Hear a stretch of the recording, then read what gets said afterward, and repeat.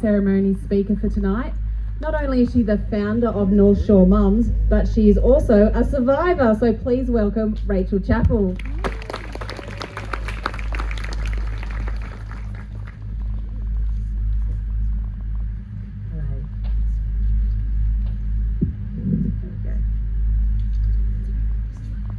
It's hard to believe just how much my life has changed in the last 12 months. Today is the 1st of November 2025, and exactly 12 months ago today I received an email from Breast Screen New South Wales asking me to come back for further tests because an area on my mammogram was a little bit suspicious. A few weeks earlier, I'd found a small lump in my left breast. I wasn't too worried about this because I had no family history of breast cancer or much cancer at all. I was relatively young, 46. I was pretty healthy. I exercised a lot and ate well. And I'd breastfed all my 3 children for 12 to 18 months, which is meant to reduce your chances. So when I found the lump, I didn't really think that it would be breast cancer. But nevertheless, I did go straight to the Breast Screen New South Wales website and booked an appointment. I didn't even notice the message that said, screening is for women with no symptoms. If you find a lump, see your doctor. I should have gone straight to my GP for a referral for a mammogram and an ultrasound.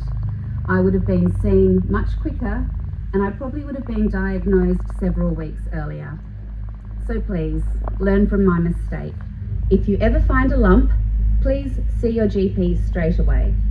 Breast Screen is an amazing program, but it is a screening program for all women.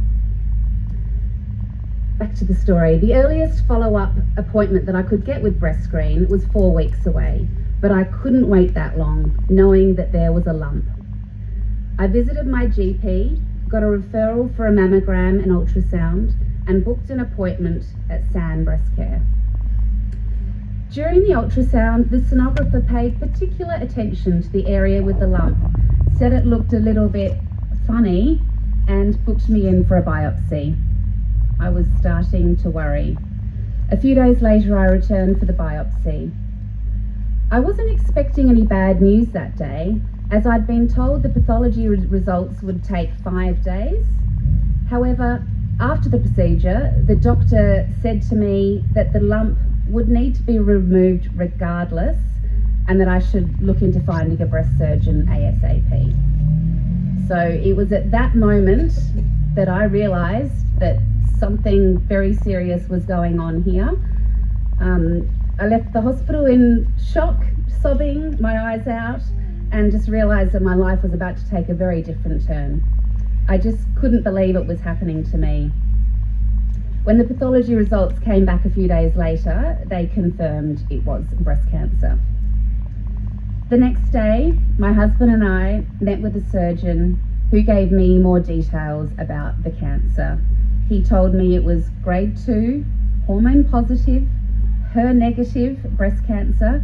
There was a 2.5 centimetre tumour, and there was lymph node involvement, which meant it had spread to my underarm as well. So I was quickly booked in for surgery, a lumpectomy with axillary clearance, just 10 days later. It was all happening so quickly. The next few days were a flurry of more scans, MRI, PET, CT, and I was very relieved when my surgeon called me to say that there had been no spread to any other organs in my body, but there was extensive in the lymph nodes, so that was a cause for concern.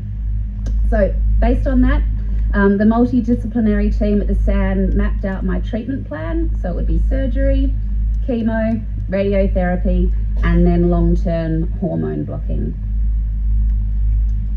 The hardest part was telling my three beautiful daughters who are sitting in the front row there. Sorry to embarrass you.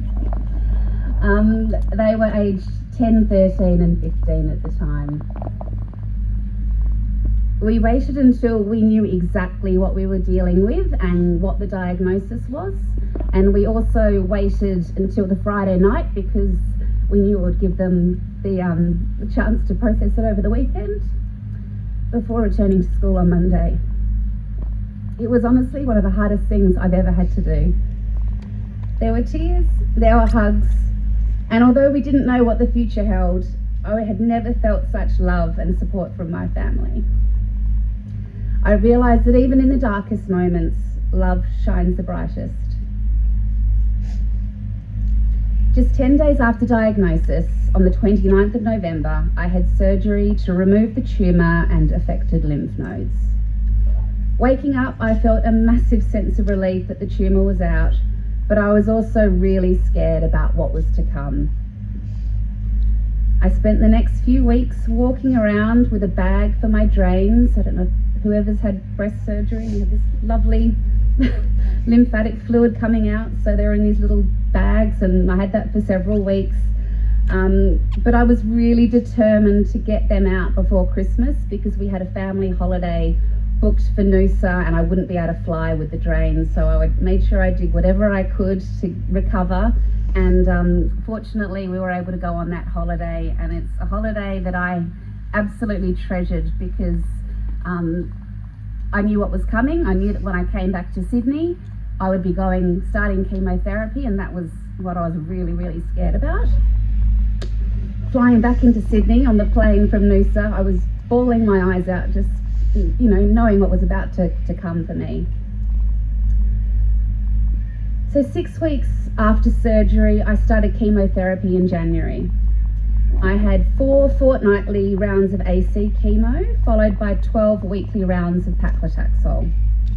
At my first appointment, my oncologist went through all the possible side effects: hair loss, fatigue, nausea and vomiting, mouth sores, increased risk of infection, brain fog, constipation, diarrhea. The list went on and on. Hearing it all in that moment was quite overwhelming, and I had spent most of the appointment in tears. But despite the fear, I was determined to complete the treatment and do whatever I could to support my body along the way. Before my first chemo infusion, I walked into the room with my heart pounding. I remember sitting in the chair and the nurse going through all the side effects again. More tears. But their kindness, compassion, and even humour helped me get through. The nurses were amazing. They were calm and reassuring. The patients chatted and shared stories. There was even banter and laughter. It wasn't the scary place that I had feared. As the weeks went on, I managed to live a relatively normal life. Going to the supermarket, I still met friends for coffee. I still went to my kids' sporting matches and watched my daughter in her musical, which I know a few of you are here tonight. From the start, I was determined to support my body in every way. I kept active, swapping my usual early morning workouts for daily walks, even when I didn't feel like it. Walking really helped to lift my mood and helped to ease the side effects. Food became my medicine. With the help of a nutritionist, I focused on whole, nutrient-rich food, lots of fruit and veggies, lean protein, fibre, berries, green tea, and completely eliminated all processed food and alcohol, of course. I drank plenty of water, lots and lots of water, especially on treatment days, and even installed a reverse osmosis water filter so I knew we were drinking the cleanest water possible. I also sought lots of extra support through lifestyle medicine. I saw a naturopath, a lymphedema physiotherapist, chiropractor, acupuncturist, and even foot reflexologist, all of which definitely helped my body cope better. Managing stress was a significant challenge. Learning to say no, to rest more, to delegate tasks, and to accept help. Not something I'm particularly good at. However, I tried to live by the mantra, one day at a time. I didn't want to look too far into the future and worry about what could happen. I just had to focus on getting through that particular day and dealing with whatever I was dealing with in that moment. Throughout it all, my husband was incredible, attending every appointment with me and taking on lots of the family duties like running all the kids around, doing loads of washing and all the stuff that comes with running a household. He was amazing. And my girls, they were my motivation. Their love and hugs got me through the hardest days.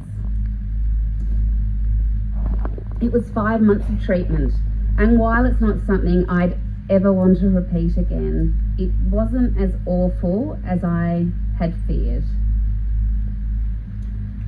I won't sugarcoat it. Losing my hair was probably the most confronting part of chemotherapy.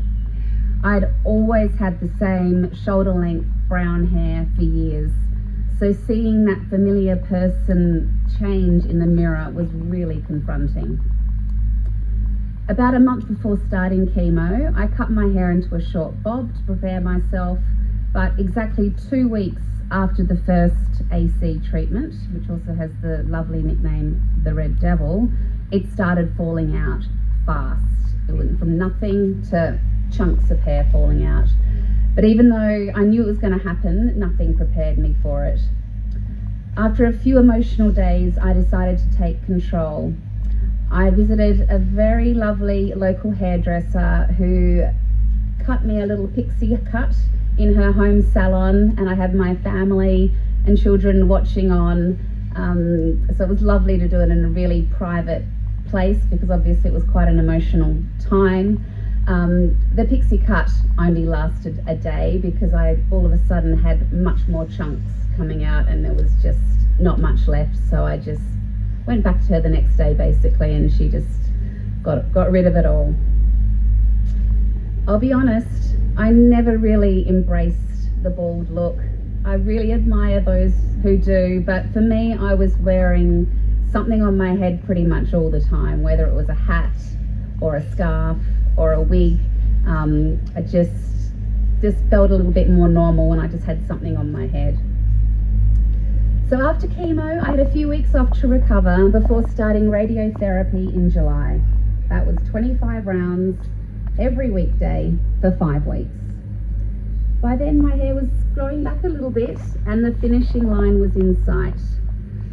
I applied my Mugu cream religiously, and apart from some mild burns in the last week, I came through it pretty well.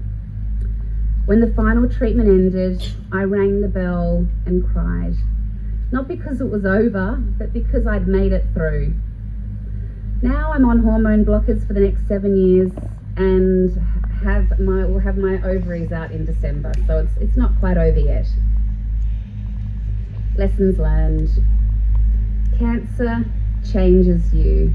It is impossible to go through something like this and come out the same person. Even after treatment finishes, you don't just go back to being the same person you were. Cancer forced me to slow down, to rest, to receive, and to say no to things. As a mum, as a business owner, and a yes person, slowing down was hard. Cancer has made me truly appreciate the amazing friends and family I have, including my husband, my children, my mum and dad, my sister and brother. I was so lucky to be surrounded by love and kindness. Messages, meals, flowers, offers to help with the kids, all of those gestures meant the absolute world. Cancer also taught me to appreciate the small things in life that we can often take for granted. A beautiful sunrise, a nice cup of tea in the morning, a walk in the bush or along the beach. All of those things that we often take for granted, but now I don't. Cancer taught me that hope is about believing in better days, even when you can't see them yet. To anyone going through cancer treatment right now, you are not alone. There will be hard days, days you'll want to give up, days you'll wonder if you can keep going. but you can, you will, one day at a time.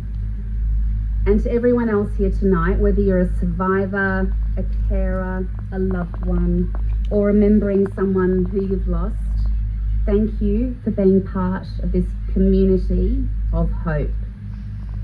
Ladies, please book that mammogram. Check your breasts.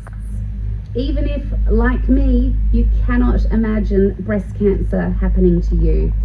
Early detection saves lives. And I'm also so grateful to share one final piece of news tonight.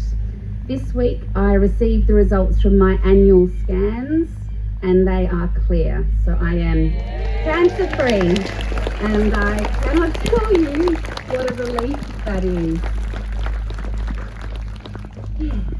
So, hope has carried me through this past year and tonight I stand here full of it. Cancer may have changed my body and my plans, but it hasn't taken my hope. If anything, it's made it stronger. Thank you.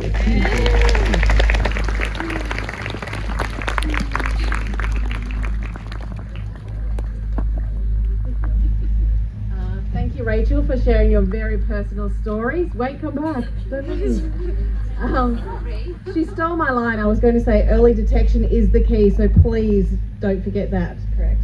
We would like to present this to you. Thank you very much for coming and sharing your story. Please give her another round of applause.